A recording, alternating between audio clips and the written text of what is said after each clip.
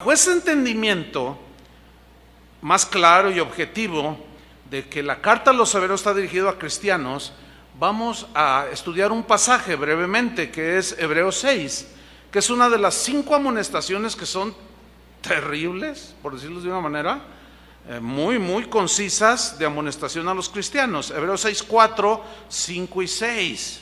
Voy a leer, usted me sigue allí, dice: porque es imposible que los que una vez fueron iluminados y gustaron del don celestial y fueron partícipes del Espíritu Santo y asimismo gustaron de la buena palabra de Dios y los poderes del siglo venidero y recayeron, sean otra vez renovados para arrepentimiento, crucificando de nuevo para sí mismos al Hijo de Dios y exponiéndole a vituperio. En estos 3 versículos encontramos 3 acciones muy importantes, y es iluminados, gustaron y partícipes. 3. A los que fueron iluminados, los que gustaron del don celestial, gustaron la buena palabra de Dios, gustaron los poderes del siglo venidero y fueron hechos partícipes del Espíritu Santo. Bueno, yendo de nuevo a Hebreos 6, versículo 4, que leímos, dice así, voy a retomarlo: porque es imposible, ¿qué es imposible? Bueno, primero vamos a definir lo que significa imposible. Adunatos es la palabra que se traduce por imposible y significa literalmente sin posibilidad alguna. Esa misma palabra que significa adunatos, imposibilidad alguna, que se traduce imposible, es la que encontramos en Hebreos 11:6, donde dice: porque sin fe es dunatos, es imposible agradar a Dios. ¿Sí? Nadie que pretenda acercarse a Dios si no tiene fe, es imposible. No existe posibilidad alguna de que Dios reciba su oración si no hay fe. Ahora dice: ¿por qué es imposible? ¿Qué es imposible? Y luego comienza a desglosar el escritor de los Hebreos. Que a los que una vez fueron iluminados, habla de una acción pasada. Iluminados, fotizo en el griego. Esta palabra significa literalmente alumbrar espiritualmente el entendimiento, el espíritu. Eso significa fotizo, eso significa iluminados.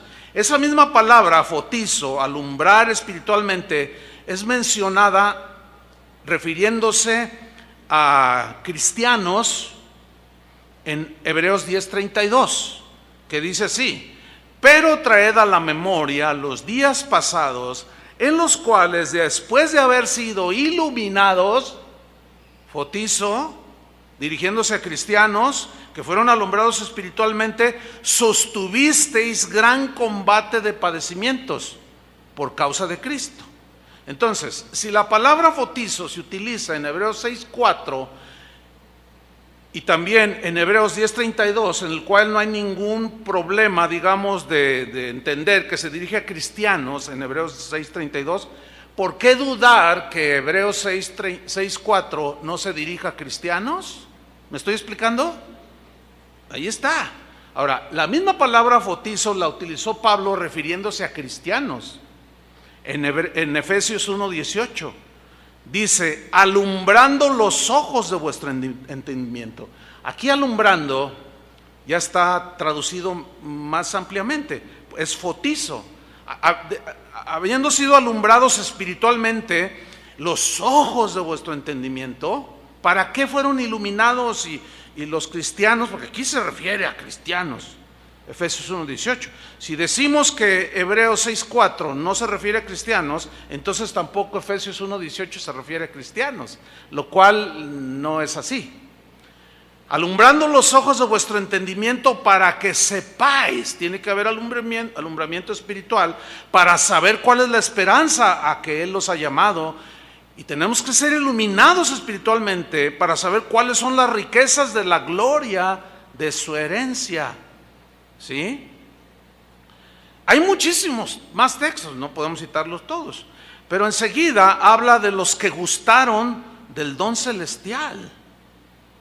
En el versículo 5 de Hebreos 6:5 también habla de tres veces que gustaron. Uno es gustaron el don celestial, gustaron de la buena palabra de Dios y gustaron de los poderes del siglo venidero. Ahora, aquí la palabra gustaron, geomai, es la palabra griega que significa probar, significa saborear, significa comer. Comer, cuando tú comes algo, luego viene a formar parte de ti, ¿cierto?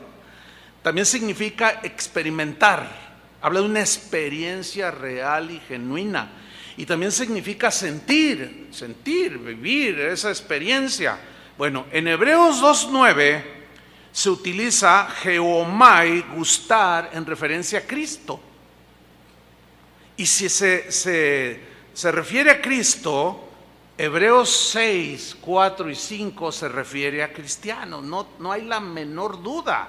Hebreos 2:9 dice, pero vemos a aquel que fue hecho un poco menor que los ángeles, a Jesús, coronado de gloria y de honra, a causa del padecimiento de la muerte, para que por la gracia de Dios gustase la muerte por todos.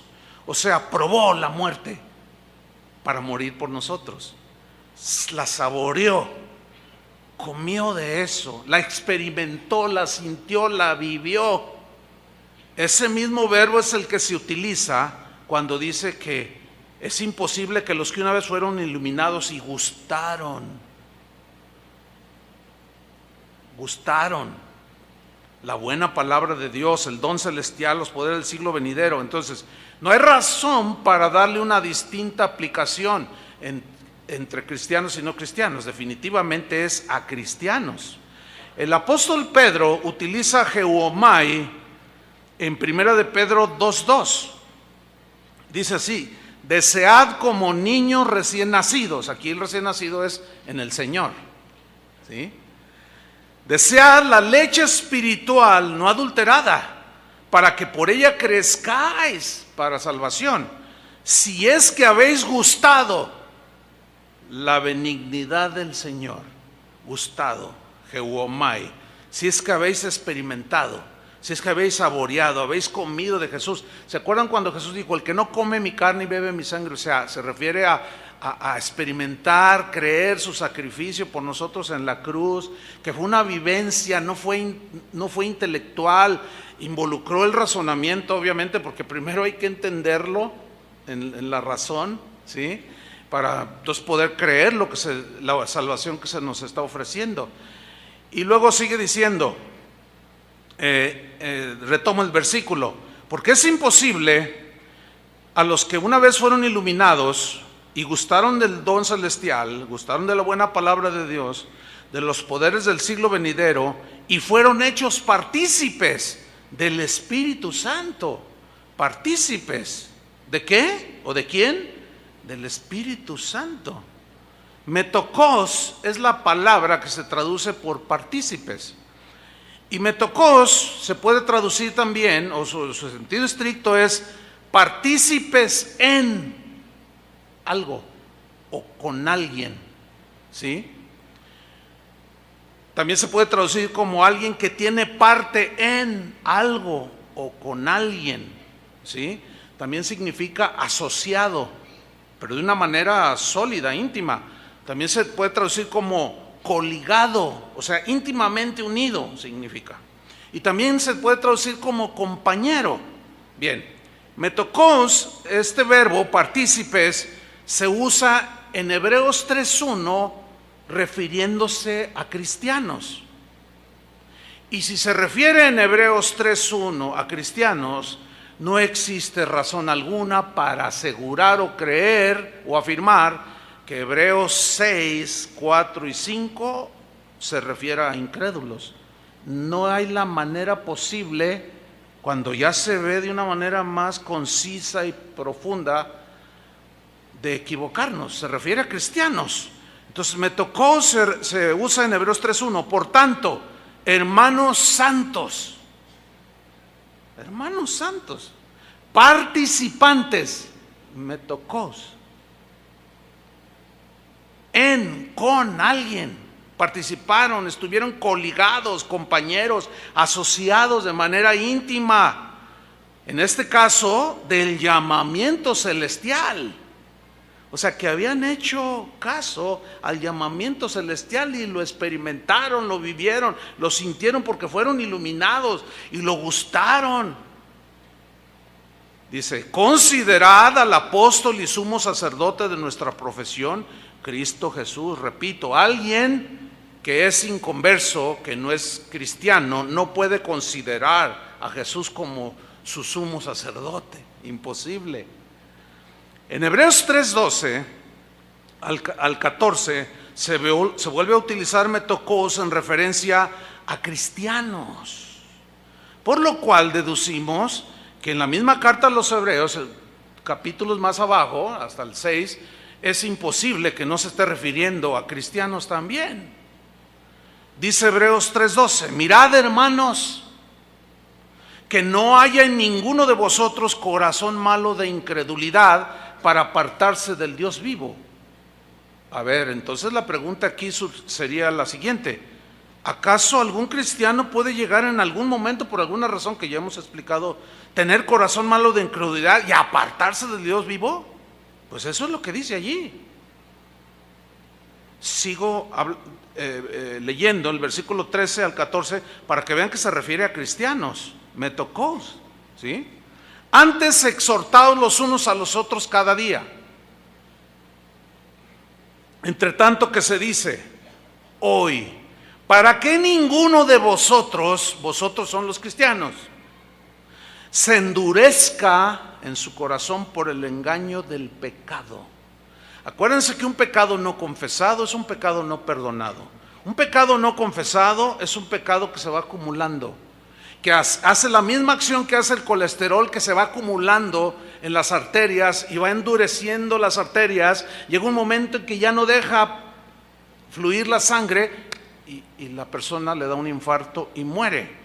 Y esa es la palabra, endurecer es esclero, de donde se deriva esclerosis, endurecimiento de las arterias. Entonces la pregunta es: ¿puede algún cristiano en algún momento de su vida, por acumulación de estos pecados no confesados, por no arrepentirse, endurecerse por el engaño del pecado? Sí, eso es lo que está diciendo, que tengan cuidado para que no se endurezcan por el engaño del pecado. Bueno, eso dicen las escrituras. Algunos teólogos dicen que no, pero yo me quedo con las escrituras, no sé ustedes. Ahora, fíjense el versículo 14, dice: porque somos hechos participantes de Cristo. ¿Somos hechos qué? Metokos. Somos hechos participantes de Cristo. Participamos con Cristo. Participamos en lo que tiene que ver con la salvación. Gustamos del don celestial. Somos participantes con Él, de su sacrificio, etcétera, etcétera. ¿Sí? Entonces fíjate, dice: somos hechos participantes de Cristo. Y luego añade: con tal que retengamos firme hasta el fin nuestra confianza del principio, con la que iniciamos nuestra carrera cristiana. Ahora, en la traducción en lenguaje actual, Hebreos 3:14 se lee así: al principio, cuando confiamos en Cristo, nos hicimos compañeros suyos. ¿Se acuerdan que metokos también se puede traducir como compañeros? Nos hicimos compañeros suyos. Buena traducción también. Si no dejamos de confiar en Él, si no dejamos de confiar en Él, seguiremos siendo sus compañeros siempre. Ahora la pregunta aquí es: ¿podrá algún cristiano en algún momento de su vida dejar de confiar en Él? Sí, eso es lo que dice. Si no, la advertencia no tendría sentido. Creo que me están siguiendo bien, ¿verdad? Ok. Ahora, retomando Hebreos 6:4, leyéndolo más, ya después de estas definiciones. Esto es importante entenderlo por lo que vamos a estudiar en el resto del mensaje.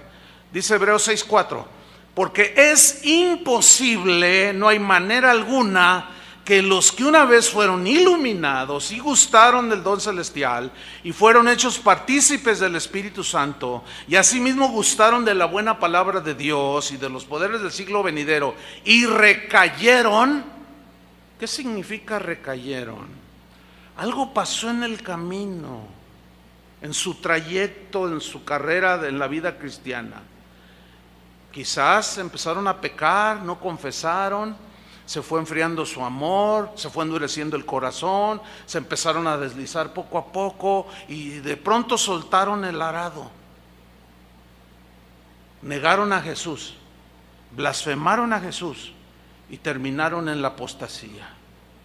Aunque al final del túnel hay una luz que se llama arrepentimiento. Sin embargo, cuando alguien llega ya al extremo de endurecerse y ya está completamente a la deriva, ya no cree, ya no confía. Tú vas y le dices a esta persona, mira, arrepiéntete. No, dices, no, ya, ¿para qué? Ahora fíjate lo que dice, todos estos recayeron, es imposible que sean otra vez renovados para arrepentimiento, crucificando de nuevo para sí mismos al Hijo de Dios. O sea, volver a crucificar a Cristo para volver a tener una fe, no, imposible. Ya no hay más sacrificios por los pecados. Dice la Biblia que solamente un solo sacrificio y ya, bastó. Pero por alguna razón soltaron el arado, se deslizaron, se endurecieron y soltaron el arado. Dice, y exponiéndole a vituperio. ¿Qué significa esto? Recayeron y exponen a vituperio a Cristo y al Evangelio. Se lo voy a tratar de ilustrar. Aquí tenemos al hermano Pancho López y acá a la hermana Petra Guzmán. Entonces el hermano Pancho López golpeaba a su esposa, era muy violento, era borracho, vendía droga, maltrataba a todo mundo. Pero un día alguien le habló de Cristo, creyó el mensaje y fue iluminado. Y empezó a gustar del don celestial. Y empezó a gustar de la buena palabra del Señor y de los poderes del siglo venidero, o sea, del poder de Dios. Y a lo mejor hasta oró por enfermos y se sanaron. Pero de pronto en su caminar, en su carrera, algo pasó que empezó a deslizarse. Algo sucedió en su vida que empezó a endurecer su corazón y empezó a apartarse del Dios vivo y terminó soltando el arado y ya no fue digno del Señor. Y ese mismo Pancho, la gente que un día lo conoció, que se admiraba y decía, oye, ¿ya viste a Pancho? Ya no le pega a su esposa, ya no se emborracha, ahora ya hasta trae una Biblia bajo el brazo. ¿Cómo ha cambiado? ¿Qué le pasó? Y se corrió la voz de que se había convertido a Cristo. Y no, más de uno comentó, mira, yo ya hablé, ahora que él dice que es cristiano, está irreconocible. Pero al rato le pasa eso y suelta el arado. Y esos que lo vieron dicen, oye, ¿ya viste a Pancho? Pues sí, pero ¿qué pasó? Otra vez anda borracho, le acaba de meter una tunda a su esposa, empezó a vender droga otra vez, se volvió el agresivo de siempre.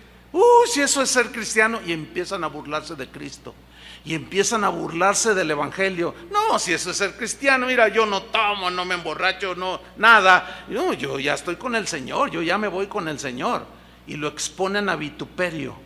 Dice, es imposible que los que tuvieron esa experiencia con Él y recayeron sean renovados otra vez. O sea, es una advertencia. Estaba leyendo a un erudito muy reconocido que decía, hay 5 advertencias en la carta a los Hebreos y las 5 son terribles. Dice, yo en mi corazón quisiera que no existieran. Y algunos con ese deseo de que pues no, esto no es para mí, dicen que es para no cristianos la advertencia. Pero no, hermanos, queda claro, no sé si les quedó claro. Bueno, Después de aclarar esto, de que es a los cristianos a quienes se nos advierte, vamos a estudiar el pasaje de Mateo 24 que leímos al principio. Vayamos allí de nuevo, Mateo 24, versículo 3. Vean cómo cobra significado, hermanos. Dice así: y estando él, o sea Jesús, sentado en el monte de los olivos, los no cristianos se le acercaron aparte. ¿Así dice? ¿No? Los discípulos. ¿Quiénes en concreto? Pedro, Pablo. No me diga que no eran nacidos de Dios, no me diga que no eran hijos de Dios, no me diga que eran incrédulos, no, eran los discípulos. Y le dijeron: Señor, dinos, ¿cuándo serán estas cosas? ¿Y qué señal habrá de tu venida y del fin del mundo, del fin del siglo? Respondiendo Jesús les dijo, fíjate, la primera advertencia fue: mirad que nadie os engañe. A ver. ¿Puede un cristiano ser engañado? Bueno, según los teólogos no. Según Jesús sí. Yo sigo quedándome con Jesús. ¿Ustedes también? Bueno, seguimos adelante. Porque le están preguntando a Jesús y él le responde, lo primero que le responde, que nadie los engañe. Le está diciendo a sus discípulos. ¿Por qué les dijo eso? Porque está la posibilidad de ser engañados. ¿Por quiénes? Falsos maestros, falsas doctrinas, falsos teólogos, gente que anda nomás buscando lo suyo, que hacen a un lado el mensaje de Jesús. Mirad que nadie os engañe, dijo, porque vendrán muchos en mi nombre diciendo yo soy el Cristo, y a muchos engañará. 2 veces repite muchos. Muchos falsos cristos y muchos engañados. Ahora, de los muchos engañados, ¿a qué se refiere? Cristianos y no cristianos. Están incluidos ahí los cristianos, porque ya vimos en el versículo 4 que les está diciendo a ellos que nadie os engañe. Y luego sigue describiendo Jesús en el versículo 6: oiréis de guerras y rumores de guerras. Mirad que no os turbéis. Le está diciendo a sus discípulos: no tengan temor. No se turbe vuestro corazón, les dijo en Mateo. No se turbe vuestro corazón. Creéis en Dios, creéis también en mí.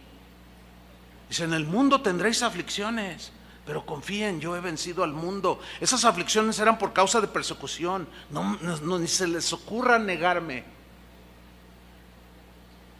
Eso dice en otra parte: que me negare, yo también lo negaré. Lo vamos a ver más adelante. Dice en el versículo 6: oiréis de guerras, rumores de guerra, mirad que no os turbéis, porque es necesario que todo esto acontezca. A ver. ¿Qué es necesario que todo eso? ¿Qué se refiere todo esto acontezca? Los falsos cristos, las guerras, rumores de guerras, el temor de las personas. ¿Sí? ¿Han oído de guerras? ¿Han oído de catástrofes? Dice, es necesario que todo esto acontezca. Una vez, no hace mucho, un cristiano me preguntó: pastor, entonces, si oramos para que no haya guerras en el mundo y haya paz en el mundo, ¿el Señor puede contestar? Yo le dije, pues según Jesús profetiza que todo eso es necesario que acontezca. Dice, entonces no hay que orar ya por el mundo. No, mira, tú puedes orar por el mundo, que no haya guerras, pero Dios no te va a contestar esa oración. ¿Por qué? Porque es necesario, porque es cuando el corazón del hombre se va a manifestar en toda su maldad. Yo le dije, pero sí puedes orar por la salvación de las personas. Eso sí, pero es necesario que venga todo eso. ¿Necesario? Y bueno, algunos cristianos dirán, yo reprendo a Jesús. Rechazo lo que él está diciendo. No recibo nada negativo. Oye, pero Jesús es el que lo está diciendo. No me interesa. Yo no recibo nada. Cosas raras que no son del Evangelio. Porque es necesario que todo esto acontezca, pero aún no es el fin. ¿Qué es? Imagínense a los discípulos, hagan una en su imaginación. A ver, dinos cómo será el fin del mundo. Pues habrá esto, que nadie los engañe, habrá guerras, habrá todo esto. pero esto no es el fin, dice. Aún no es el fin. Imagínense a los discípulos así como mirándose el uno al otro. ¿No es el fin? No. Y sigue narrándoles, versículo 7. Porque se levantará nación contra nación y reino contra reino, y habrá pestes y hambres y terremotos en diferentes lugares. Y luego el versículo 8 les dice: y todo esto será principio de dolores. ¿Qué? Principio. Imagínense a los discípulos mirándose. Pero a nosotros no nos va a pasar nada, ¿verdad, Señor? No, les estoy advirtiendo que nadie los engañe, que no se llenen de temor. Confíen en mí. Pero a nosotros no nos va a pasar nada porque somos tus hijos. Él no está diciendo nada de eso, les está advirtiendo precisamente. Pero ahí no termina el mensaje de Jesús. Dice el versículo 9: entonces os entregarán a tribulación y os matarán. Hoy nadie como los primeros cristianos de los primeros 300 años vivieron esto. Pero no ha cesado, siempre en toda la historia del cristianismo, hasta el siglo XXI, hay muertos por causa de Cristo. Aquí los acabamos de tener hace un par de meses. Aquí en el sureste mexicano, 11 personas asesinadas por ser cristianos. Nada más que los medios de comunicación no dicen que porque son cristianos. Los mataron, como matan a mucha gente, dicen. Entonces Jesús les dice: os matarán, seréis aborrecidos de todas las gentes por causa de mi nombre. Mira, hasta ahorita todavía es cool ser cristiano. Ustedes saben, hasta el diablo es cristiano. O sea, todo el mundo es cristiano, es como una moda, todo es cristiano. Pero espérense, hermanos. Espérense, porque ya se está definiendo de manera muy clara quién sirve a Dios y quién no sirve a Dios. Y los que no sirven a Dios se van a volcar totalmente en contra de los que seguimos a Jesús. Ahorita hablaremos un poco más de eso. En el versículo 10, Jesús, en su omnisciencia, que todo lo sabe antes de que sucedan las cosas, les advirtió y les dijo en el versículo 10: muchos tropezarán entonces. ¿Quiénes son los que tropiezan? ¿Los cristianos o los no cristianos? Los no cristianos, ¿de qué tropiezan si ya están abajo? Muchos tropezarán entonces y se entregarán unos a otros, o se van a traicionar los unos a los otros, y unos a otros se aborrecerán. A ver, está hablándole a los cristianos. Dice que va a haber tribulación, los van a matar, van a ser aborrecidos, y por esa persecución y esos tiempos difíciles, algunos van a tropezar, otros se van a traicionar, y otros hasta se van a aborrecer unos a otros. Miren, hermanos, les voy a decir algo con una pregunta retórica: ¿habrá cristianos que odian? Díganmelo. Yo conozco cristianos que odian y lo hacen muy bien. Cristianos que aborrecen y lo hacen muy bien.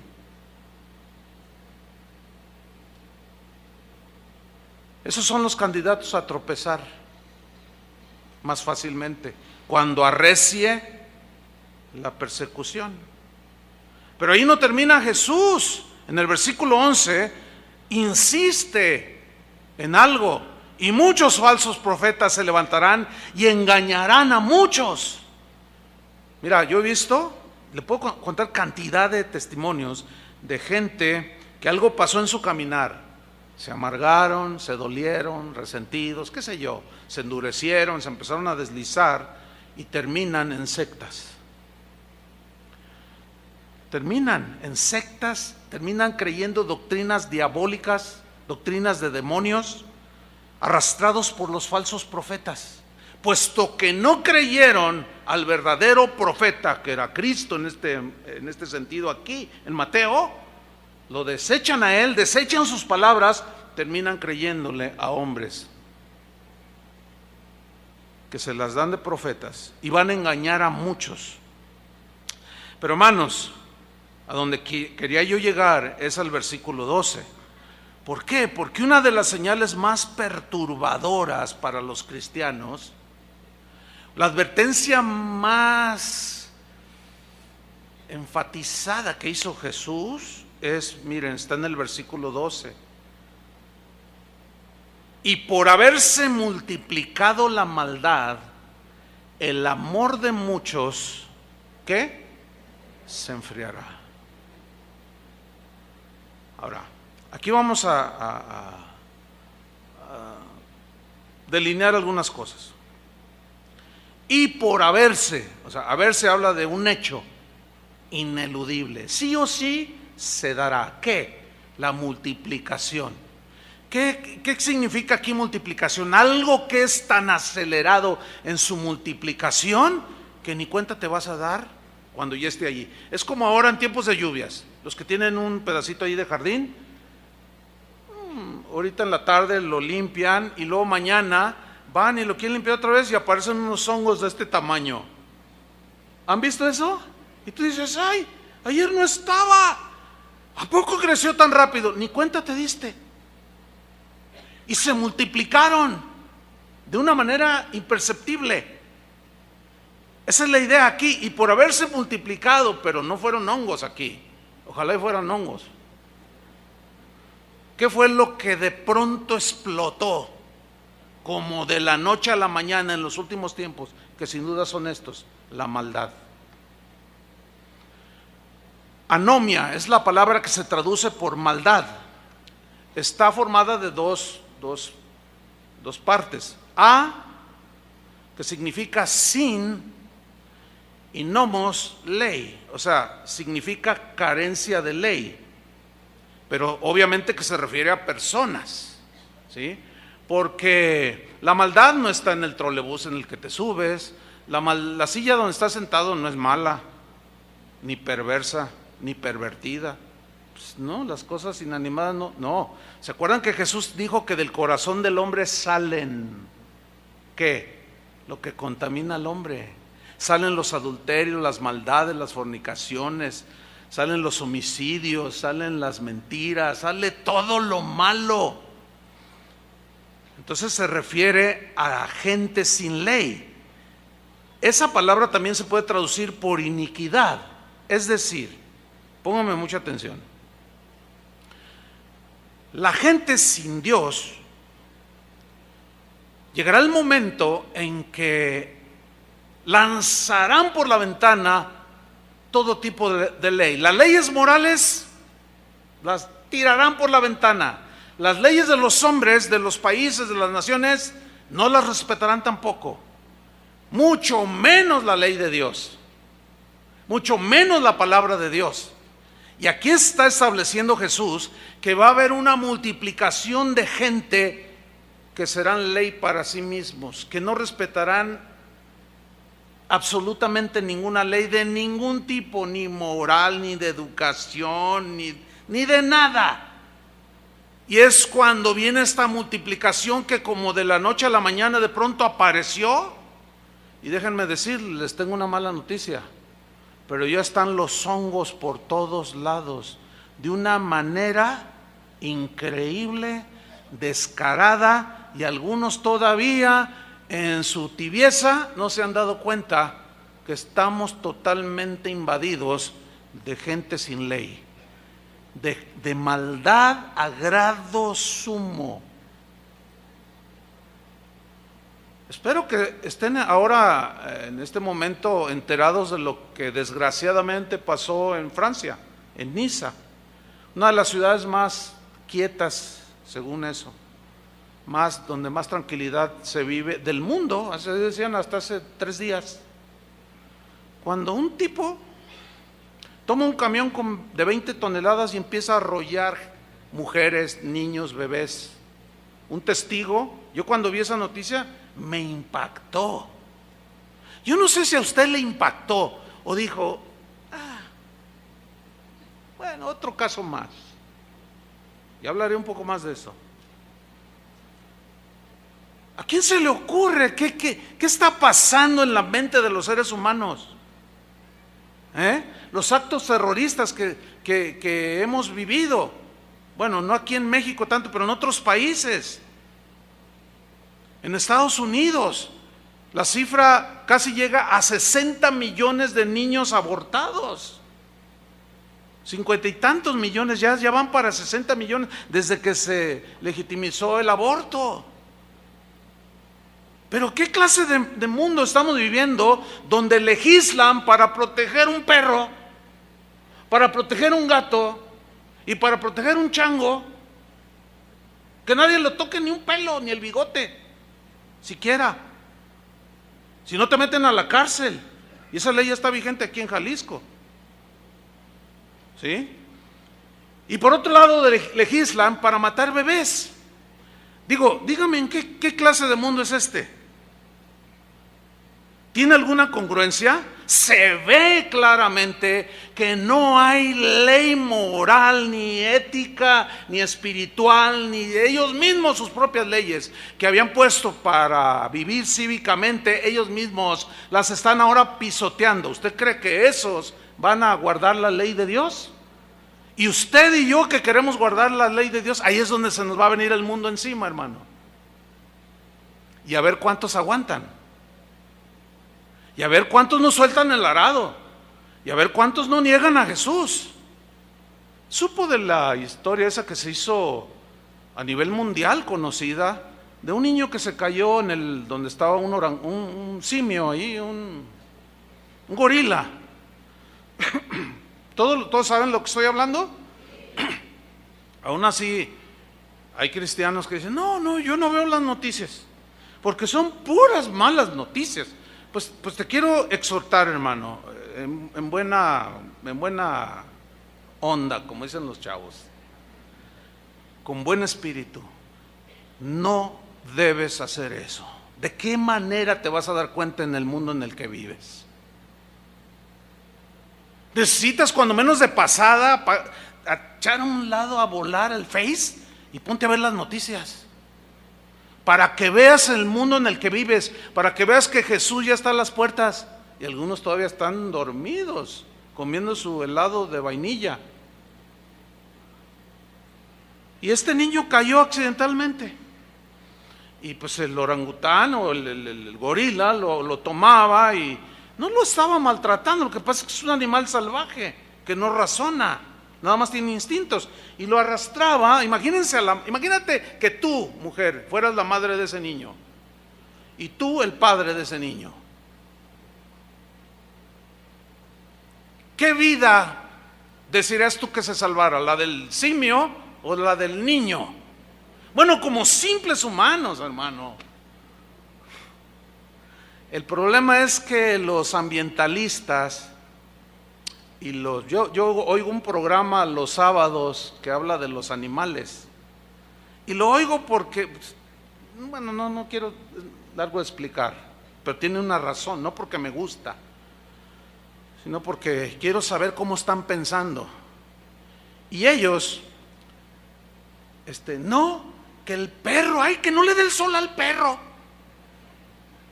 Ay, que hay que denúncialo porque tiene el perro en la azotea. Y se ponen en una actitud, ¿verdad? Y un día uno les mandó un correo y les dicen, ¿ustedes están a favor del aborto o en contra del aborto? Este no es el tema. Pero mire, todos esos de ese programa, todos están a favor de la ley del aborto. O sea, maten los niños que sea, pero no maten al gato. Tú dices, ¿en qué clase de mundo estamos viviendo? Bueno, el orangután o el simio, o el abuelito, para algunos que es el abuelo, pues es un animal salvaje. Entonces los encargados del zoológico no sabían qué hacer, dijeron, es un animal salvaje, y tomaron la sabia decisión de matar al gorila. Uy, ustedes saben la que se armó, ¿no? ¿Cómo es posible que mataron al gorila? O sea que había que esperar a que el gorila matara al niño. Mire, hace día, no sé si supieron, una casa allá del Palomar, yo vivo hacia un poco de este lado, a un vecino por allí, pasaron volantes, se le soltó una pantera. ¿Supieron de eso? ¿Te imaginas una pantera? Es un animal salvaje. Aunque haya estado en cautiverio, sigue siendo un animal salvaje. Pues yo colindo allí con el bosque, yo andaba bien contento allí, y llega uno de los jardineros allí que dice: oiga, ¿qué no supo lo que pasó? No, pues yo he andado fuera estas 3 semanas, no estoy al tanto de las noticias locales. Dice: mire el volante. Y caray. Entonces me dice este jardinero: no, pero yo tengo con qué. Pues si yo lo veo, le tiro, dice. Le digo: pero pónselo bien. Entonces, claro, los ambientalistas me acusarán de ¿qué? De todo. Un pastor diciendo que maten a la pantera. ¿Cómo es posible? Y se te van a echar encima, hermano. Fue un escándalo. Que por qué mataron al gorila. Tú dices: bueno, ¿en qué mundo estamos viviendo? ¿Qué vale más, un animal o un ser humano? Jamás delante de Dios un animal es igual que un ser humano, porque el ser humano está hecho a la imagen de Dios y los animales no. Y si a alguno de ustedes se le ocurrió ir al centro hace unas semanas atrás y de pronto se encontró un montón de desnudos montados en bicicleta, ¿sí saben de lo que estoy hablando o no? Y tú: ¿y esto qué? Oiga, cúbrase, señora, ¿por qué anda toda descubierta? Estoy en manifestación. Oiga, ¿que no hay otras maneras más civilizadas y con más recato por medio de las cuales? No, porque así quiero hacerlo. Y las autoridades no hicieron nada. No llegaron, les pusieron chalecitos, ni las cubrieron. No, déjenlos. Dejen que hagan sus marchas con los colores del arco iris, usted me entiende. No hagan nada, no digan nada, todos somos libres. Todo mundo el día de hoy se puede expresar. Pero le voy a contar lo que le pasó a un miembro de esta congregación, que es una persona pública por su trabajo, es conocidísimo por todos lados. Lo entrevistaron en una ocasión y le preguntaron que qué opinaba del matrimonio entre personas del mismo sexo. Y él dijo: mi opinión sale sobrando. Yo les voy a decir lo que dice la Biblia al respecto. Y les leí unos versículos. No, hermano. No, mira. Me dijo: pastor, mire. Y cuando empiezo a ver, dijo: híjole, mire, hermano, miles de comentarios ofendiéndolo, diciéndole o sea, él no pudo usar la libertad. Los demás sí tienen esa libertad de usar y decir lo que ellos quieren, nosotros no. Pero ahí no paró el asunto. Le llegó un citatorio de la Comisión Estatal de los Derechos Humanos. Me dice: pastor, mire. Caray, ¿a poco? Sí, ahí está. ¿Qué hago? Me dice: pues ve y diles que esa es tu convicción. Estás en tu libertad de expresar, ¿o no? Sí, pero no vamos a agredir a nadie tampoco. O sea, ese es el otro lado. Tampoco vamos a andar tirándole de huevazos o de chayotazos. No. O sea, en el sentido de respeto, bueno, cada quien hace lo que quiere, sí. Pero el asunto es no consentir en nuestro corazón, no relajarnos en eso. Porque por multiplicarse la maldad y consentir con ello, y decir: bueno, mira, sí, un montón de encuerados, hay un montón de estos, un montón de locos allá, un montón de, qué lindo, yo, gloria al Señor.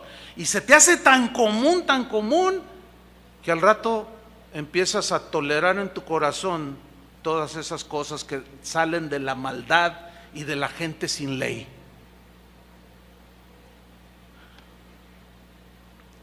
Así estamos el día de hoy, hermanos. No está lejano el día, Ya en algunos países, como en Estados Unidos, en Europa, ya pastores que dicen como lo que yo estoy diciendo, al rato salen y derecho a la cárcel y una multa, y cállese. O sea que todos los demás pueden decir lo que ellos piensan, lo que ellos creen, y nosotros no. Eso es lo que va a pasar, hermanos. El asunto es este. ¿Qué vamos a hacer? ¿Qué vas a hacer tú? ¿Qué voy a hacer yo? ¿Sabían que ya se está legislando aquí en el Congreso, en la Ciudad de México, una ley, ya se está discutiendo una ley donde cuando nazcan los niños ya no le pongan nació niño o niña? ¿Sí sabían eso o no? ¿Cuántos sabían? Bien poquitos. Y los otros comiéndose su helado de nieve, disfrutando el tejuino, disfrutando su pozole. Ay, hermanos, ¿sabes lo que significa eso? Que ya por ley, si la aprueban, que no lo. ¿Cómo empezaron? Ya se aprobaron un montón de cosas que mirábamos bien lejanas, las leíamos allá en Europa, esto en Europa, aquí. Los niños de hoy, hermano, es increíble la maldad que están mostrando. Niños de 7, 8 años planeando el asesinato. ¿Qué? Sí, así como lo oye. Aquí mismo en la ciudad.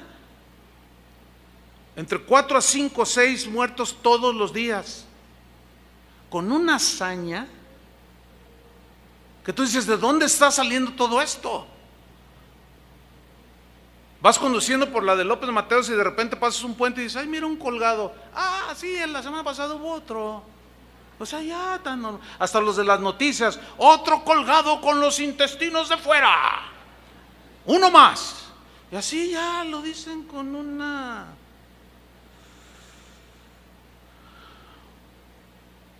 normalidad. Sí, hermanos, en los últimos tiempos, que son los que estamos viviendo, gente sin ley, nada que los gobierne, no respetarán ni las leyes morales, los principios morales que les fueron inculcados por sus padres, si es que se los inculcaron, los tirarán por la ventana, no respetarán las leyes de los gobiernos, porque es un caos nuestras ciudades, en todo el mundo, ¿por qué? Porque nadie respeta las leyes, salvo rarísimas excepciones ahí, muchísimo menos la ley de Dios. La maldad, hermanos, será tan pero tan común que eso es a lo que se refirió Jesús, que muchos cristianos se van a ir deslizando porque van a empezar a tolerar todas esas prácticas que se hacen, verán películas que todo el mundo ve, que pues, ahora ya a veces estás en los noticieros y salen diciendo palabras soeces. Antes cuando menos antes nadie decía nada, después le ponían pip, ¿se acuerda? Pip, pip, para que no se escuche, ya no le ponen ni el pip, ya te lo dicen así. Y el otro día entrevistaron a un presidente municipal de Cuernavaca, ¿sí sabe quién es? ¿Quién es? A ver. Muchos están papaloteando así, porque hermanos, miren, ya en serio, necesitamos ver a nuestro derredor, de verdad. No hay otra manera de darnos cuenta para saber qué hacer y cómo cuidarnos, para no deslizarnos, para no endurecernos. Pues entrevistaron a este exjugador. Unos dicen que el equipo más popular de México será, no lo sé. Y los contrarios dicen que no y se pelean. Y la maldad sale. Y lo entrevistaron, yo estaba viendo la entrevista, ahora antes de la goliza que le metieron a México. Y se soltó hablando como cualquier carretonero. Y que tales por cuales y que quién sabe qué. Y los que estaban ahí entrevistando, sí. Yo dije, yo no tengo por qué estar aguantando a este tipo. Y mejor me puse a ver la Pantera Rosa. Y qué bueno que es rosa y que es una caricatura, si no, le llamaba al jardinero para que le tirara. No, pero luego nos meten a la cárcel. Total, ya no sabe uno ni qué. Hermanos, la maldad está siendo tan, pero tan común que la insensibilidad en las personas ya se está perdiendo y los cristianos están siendo arrastrados. Ese es el punto aquí. Se están deslizando sin darse cuenta. Están siendo arrastrados por ese tsunami de maldad, de iniquidad. Ahora, ¿qué va a provocar todo esto? Jesús les está diciendo a sus discípulos, y por haberse, retomo Mateo 24:12, y por haberse multiplicado la maldad, el amor de muchos se enfriará. Pregunta, ¿de muchos incrédulos o de muchos creyentes? Es bien obvio, ¿no? Porque no puede haber frialdad en alguien que no es creyente. Y si alguien todavía dice que esas exhortaciones son para el no creyente, para el incrédulo, para el que se hace pasar por cristiano, está muy equivocado. Porque aquí les está hablando a sus discípulos en privado. El amor de muchos se enfriará. El amor, el sentimiento más sublime. El amor agape, el que da todo por amor a alguien, en este caso por amor a Cristo. A ver, ¿qué tanto amas a Cristo? A ver, lo voy a personalizar, quizás un poco muy directo. ¿Qué harías? Así, de manera así como si nada más estuviéramos tú y yo, unos dos. ¿Qué harías si entrara un grupo de hombres armados con rifles de asalto tipo AK-47 que disparan 120 tiros en no sé cuántos segundos y cierran las puertas y dicen, empezando por usted, o sea, por mí, todo aquel, los vamos a matar a todos, pero aquel que quiera salvar su vida, simplemente sálgase por esa puerta y se va y no le hacemos nada. Miren, hermanos, estoy seguro que gente pasaría por ahí. ¿Sí? No están dispuestos a dar su vida por Cristo. Y dirían, separaría más de alguno así como, usted se quiere, sí, es que yo pasaba por accidente y oí música bien chida y me gustó y me metí, y luego alguien que está atrás te va a jalar así, tengo 10 años viniendo y desde entonces ya estabas aquí. No, me estás confundiendo, compadre, no, viste mal, yo no, con permiso, más de uno pasaría por esa puerta. Cuando los primeros cristianos eran apresados y lanzados al Coliseo romano para que las fieras los devoraran, muchos cristianos murieron, pero también hay crónicas donde muchos cristianos se acobardaron y negaron a Jesús y los dejaron libres, y hasta ciudadanos romanos se hicieron, les daban la ciudadanía romana a los que no eran, por haber negado a Jesús. Jesús claramente está advirtiendo, y por haberse multiplicado la maldad, del amor de muchos ¿quién? De entre nosotros, de los hijos de Dios, se enfriará. A mí me asusta la palabra muchos. ¿Qué tantos son muchos? Pues en Jalisco diríamos son bien muchos. En Argentina dirían son muy muchos. Pero sin duda que sería un montón de gente. Y claro, es muy fácil decir, no, todos los que lo niegan es porque no eran verdaderos cristianos. No. Esa es una manera tan simplista de decirlo. Pero hay crónicas de los primeros cristianos donde narran de gente que soltó el arado y que hubo exhortaciones. Tú mismo gustaste del Señor, tú mismo experimentaste al Señor. ¿Te hablaba el Señor, sí o no? Sí me hablaba. ¿Y ahora por qué soltaste el arado? Cosas así. Y por haberse multiplicado el amor de muchos se enfriará. Suco es la palabra que se traduce por enfriar. Significa enfriar, pero con una acción adicional, soplando. como cuando tú tienes un plato de sopa bien caliente. Hay gente que le gusta las bebidas muy calientes.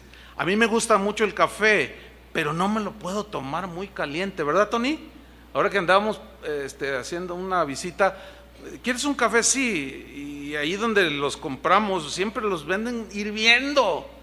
Entonces yo no me lo puedo tomar, échale 2 hielos, no puedo tomármelo.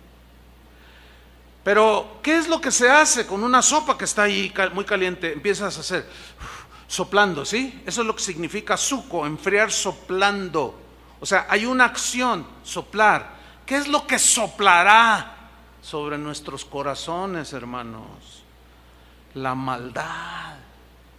Ya no puedes voltear hacia ningún lado porque todo es maldad.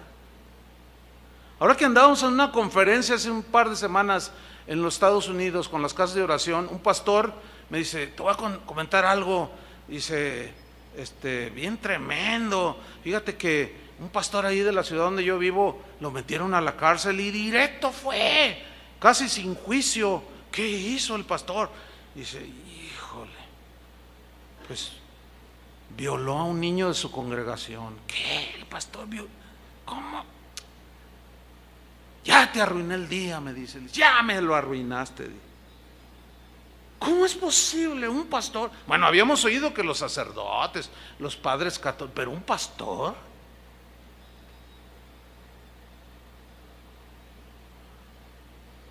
Hermanos, aquí o sea, a algunos se les hace extremo, pero nosotros sabemos lo que hacemos. No sé si ya notaron que hay cámaras. ¿Ya notaron que hay cámaras aquí adentro? No esa, porque esa es para el mensaje. Mire, esas bolitas blancas que están ahí, esa, 1, 2, 3, 4, 5, 6, 7, por lo menos 7 conté. Ahorita está usted siendo grabado. Una de las razones, ¿sabe por qué? Porque se mete todo tipo de gente aquí. Y Toño Ortiz, que es el que tiene todo el sistema ahí en su oficina, ya se agarró 2, 3 por ahí. Gente mala. Una vez estaba en una conferencia ahí en la Ciudad de México, en la casa de oración de allá, y en el intermedio dan instrucciones, como aquí, y dice, a todas las hermanas les recomendamos que su bolso no lo pongan bajo su silla, no pónganlo enfrente de la silla, así enfrente, pónganlo ahí abajo, que usted lo vea, o cuélguesela aquí, o póngala en la silla de enfrente, no la ponga acá. Y yo dije, y al final le dije al pastor, ¿y qué onda con esa instrucción? Uy, pastor, dice, se mete cada ladrón, estamos en Chilangolandia, digo, así me dijo él. Le dije, no, también allá en Guadalajarandia. Yo mismo me agarré a uno, agarrando una bolsa, sacando el monedero, tirarla, echársela a la bolsa y sale corriendo y le digo a 2 quieres, agárrenlo a ese, y lo agarraron. Entonces le dije, oye, ¿qué onda? Yo soy cristiano, hermano, ¿por qué me detienen así tan violento? Nomás que ya me voy porque tengo a alguien en el hospital. Y empezó ahí a ponerse bien, y probablemente era alguien, pues yo nunca lo había visto, pero decía, ay hermano, yo soy cristiano. Entonces le digo, mira, entrega lo que traes ahí, ay hermano, me está ofendiendo. Mira, estos ujieres estaban un poco grandecitos. Le digo, te van a agarrar y te van a voltear y te van a hacer así. Mejor sácalo por tu propia voluntad. Que no traigo nada. Entonces yo le hago así, le digo, está bien. Ahí está. Y suelta el monedero. Dice, todos son iguales. Y empezó y alguien me dijo, no, sí es un asistente aquí. Entonces ya agarraron las bolsas así, ¿verdad? Hermanos, es que ya es tan común la maldad. Muchos ya ven cosas en el internet, ven cosas en la televisión y no le cambian, ya se quedan viendo. Ya se les está haciendo tan natural. ¿Sí? Atropellan a una señora, está tirada pidiendo auxilio y tú pasas junto a él y dices, ay no, porque luego la policía me va a interrogar, y pasas de largo. Y se te olvida la acción de aquel samaritano. ¿Se acuerdan? O sea, estamos perdiendo toda la sensibilidad, aún nosotros los cristianos. La maldad es tal que ya es tan común, tan cotidiana, que ya se nos hace normal. Y eso, hermanos, ¿qué va a provocar? Que el amor de muchos se enfríe. Los vientos helados de la maldad soplarán, hermano, sobre tu vida. Y si tú no proteges tu corazón, si tú no lo examinas, después de toda esa serie que dimos de 30 y tantos temas sobre examinando nuestro corazón, ese era el propósito, para prepararlos para estos últimos tiempos. No desatiendas el mensaje del Evangelio.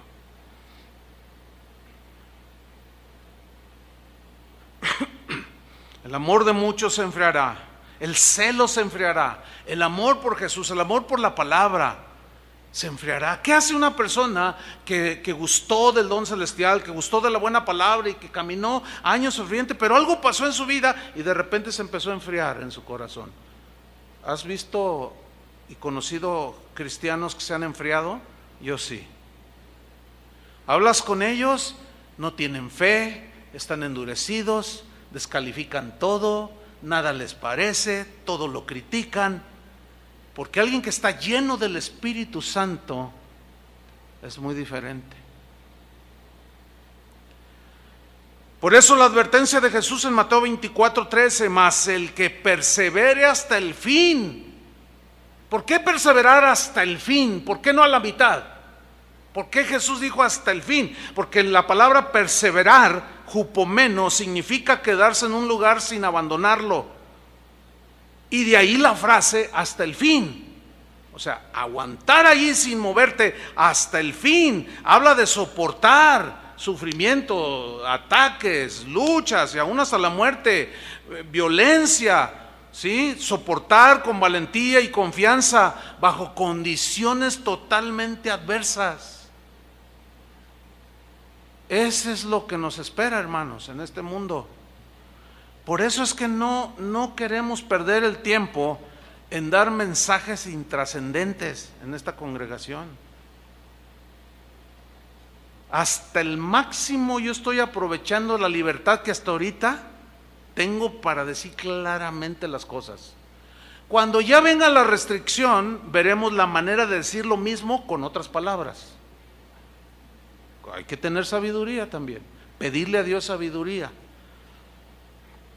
Finalmente, hermanos, Hebreos 12:1, un par de textos y terminamos. Hebreos 12:1, vamos a ver este texto, dice así: por tanto, nosotros también, teniendo en derredor nuestro tan grande nube de testigos. ¿Quiénes son esas nubes de testigos? Los del capítulo 11 de Hebreos.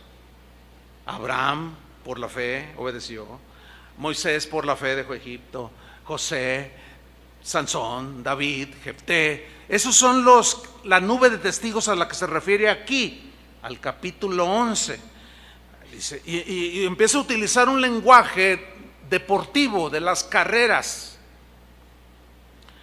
que para los oyentes hebreos era común, era entendible. Nosotros tenemos que explicarlo. Y dice así: por tanto, nosotros también, teniendo en derredor nuestro tan grande nube de testigos, la idea es de un estadio que está allí presenciando nuestra carrera, despojémonos de todo peso y del pecado que nos asedia. Ustedes saben que los corredores se despojan de todo aquello pesado, no traen polainas, no traen ropa pesada. El día de hoy utilizan zapatillas o tenis aerodinámicos que pesan nada. Los jerseys, las camisetas, los calzones son tan ligeros para poder correr la carrera que tienen enfrente. Ese es el lenguaje que está utilizando el escritor a los hebreos. Despojémonos de todo peso y despojémonos del pecado que nos asedia. A los del mundo no los asedia, ellos están hundidos allí. Pero nosotros que hemos salido de las contaminaciones del mundo, nos asedia el pecado, ¿sí o no? Nos asedia la tentación, nos asedia la oportunidad de ser infieles, nos asedia la oportunidad de robar. Todo lo que es pecado nos asedia día tras día, hermanos. Y el escritor de los Hebreos les está hablando a los cristianos que están corriendo, en este caso la carrera: despójense de todo peso y del pecado que nos asedia, y corramos con paciencia la carrera que tenemos por delante. Se refiere a la vida cristiana, hermanos. Y los corredores en los estadios, en la antigua Grecia, tenían en su mente la meta, ponían sus ojos en la meta, decían: ese es el lugar al que quiero llegar, ese es el lugar al que quiero llegar. Y aquí la meta es Jesús. Dice en el versículo 2: puestos los ojos en Jesús, Él es nuestra meta. O sea, ¿se fijan cómo está hablando de llegar al final de la carrera? No que te quedes a la mitad, sino al final. No le hace que llegues al último, en el último lugar, pero que termines la carrera. Puestos los ojos en Jesús, el autor y consumador de la fe. Síganme con atención. El cual, por el gozo puesto delante de Él, sufrió la cruz. O sea, Él decidió sufrir el sacrificio, los dolores de la cruz, porque había un gozo puesto delante de Él. ¿Cuál era la meta? Obtener salvación para nosotros. ¿Cuántos le dan gracias por eso? O sea, Él llegó a la meta que el Padre le puso enfrente: morir para darnos vida. Por eso dijo: consumado es, y entregó el Espíritu. Dice: menospreciando lo oprobio. O sea, menospreció las ofensas, cuando lo escupían, cuando le dijeron demonio tienes, cuando le dijeron es un borracho, cuando lo acusaron de todo, Él lo menospreció. Prefirió ir a la cruz para salvarnos a nosotros, y se sentó a la diestra del trono de Dios. Ahora fíjense el versículo 3, que es para cristianos, repito: consideradlo, considerad. O sea, tómalo en cuenta, reflexiona sobre lo que Jesús hizo. Considerad aquel que sufrió tal contradicción, tal adversidad de los pecadores contra Él mismo. Y luego añade: para que vuestro ánimo no se canse hasta desmayar. ¿Puede algún cristiano desmayar a la mitad de la carrera? Sí, si no, eso no tendría sentido. Y de ahí la exhortación: para que vuestro ánimo, o sea, cuando te ofendan, así como a Cristo lo ofendieron, no te dejes, no respondas, no te hagas iguales a ellos. Si te maldicen, bendícelos. Si te roban o te estafan, déjaselos. No te pongas a pleito con nadie, porque si no, esa multiplicación de la maldad te harás igual a ellos. No sueltes el arado. De ahí la advertencia de Mateo 24:13, que no debe ser ignorada: mas el que persevere hasta el fin, este será salvo. ¿Se acuerdan de aquella parábola de la viuda? Que es una parábola, dice allí en el Evangelio de Lucas, que sobre la necesidad de orar siempre y no desmayar. Había un juez que era injusto, no temía a Dios ni nada, y había una viuda que diario iba y le decía: hazme justicia, hazme justicia. Y un día lo enfadó, dice Jesús. Dijo: bueno, yo ni temo al hombre ni temo a Dios, pero esta mujer ya me enfadó, le voy a hacer justicia. Y le hizo justicia. Y dice: ¿cuánto más hará Dios a sus hijos que claman de día y de noche? Y en Lucas 18:8, miren lo que dijo: os digo que pronto les hará justicia. Pero lo que viene a continuación en el texto, ¿lo está viendo ahí en la pantalla? Eso me asusta, porque dice: pero cuando venga el Hijo del Hombre, o sea, Él, ¿hallará fe en la tierra? O sea, será tanta la maldad que será escasísima la gente que esté confiando en Él, creyendo con plena confianza, con solidez. Cuando venga el Hijo del Hombre, hallará, dice otra versión, ¿quién siga confiando en mí? Por eso en Marcos 8:35 Jesús dijo: porque todo el que quiera salvar su vida la perderá, y todo el que pierda su vida por causa de mí, del Evangelio, la salvará. El que ama su vida, dice en Juan 12:25, la perderá, y el que aborrece su vida en este mundo, para vida eterna la guardará. O sea, que menosprecia todo lo de esta vida y camina con el Señor, para vida eterna la guardará. Y finalmente Lucas 12, versículo 4, Jesús les habla a sus discípulos en otra advertencia más, de la enésima advertencia. Y esta es a que no tuvieran temor a los que los perseguían. Mire lo que dice Lucas 12:4. Mas os digo, amigos míos, no temáis a los que matan el cuerpo, o sea, a los que los persiguen. No, y después nada más pueden hacer. Pero os enseñaré a quién debéis temer. Temed a aquel que después de haber quitado la vida tiene poder de echar en el infierno. Sí, os digo, a este temed. ¿A quién se está refiriendo? A Dios. A Dios. Teman a ese, porque ese sí puede echar en el infierno. Los que matan tu cuerpo no pueden hacer más. El alma no pueden matar, dice el Mateo. Versículo 6, ¿no se venden 5 pajarillos por 2 moneditas? Con todo, ni uno de ellos está olvidado delante de Dios. O sea, por otro lado, esas son las promesas de que yo estoy con ustedes, pero sé fiel hasta la muerte y nada te tocará. Cuando estés allí en la adversidad, no me niegues. Mantente firme, aunque eso te cueste la vida. Porque si tú me niegas delante de los hombres, yo te negaré delante de mi Padre que está en los cielos. Pues versículo 7, pues aún los cabellos de vuestra cabeza están todos contados. No temáis pues, más valéis vosotros que muchos pajarillos. Os digo que todo aquel que me confesare delante de los hombres, también el Hijo del Hombre le confesará delante de los ángeles de Dios. Mas el que me negare delante de los hombres, será negado delante de los ángeles de Dios. Un último apunte. Arnesomai es la palabra que se traduce por negar y significa invalidar, abandonar o renunciar a algo. En este caso, ¿renunciar a quién? A Jesús. ¿Abandonar a quién? A Jesús y a su palabra. Significa retirarse. ¿De quién? De Jesús. Significa declinar. ¿De qué? De la fe. Significa decir no. Eso significa arneomai, decir no. Llega un momento, no, ya no. ¿No a quién? No a Dios, no a Jesús. Significa también contradecir, que es lo que yo veo el día de hoy. Gente contradiciendo la enseñanza de Jesús tan clara. Y se rechaza a la persona, en este caso a Jesús, apostatando y abandonándolo, renunciando.